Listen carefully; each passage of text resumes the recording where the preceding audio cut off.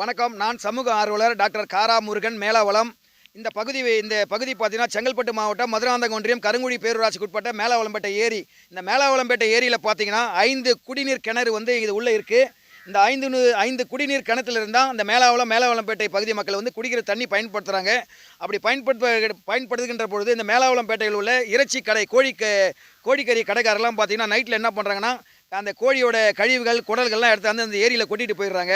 இது பொதுமக்களுக்கு வருங்காலத்தில் பெரும் நோய்கள் வர வாய்ப்பு உள்ளது. நிலத்தடி நீர் பாதிக்கப்பட்டு தண்ணியோட வாழ்வாதாரம் கெடுறதுக்கு வாய்ப்பு உள்ளது.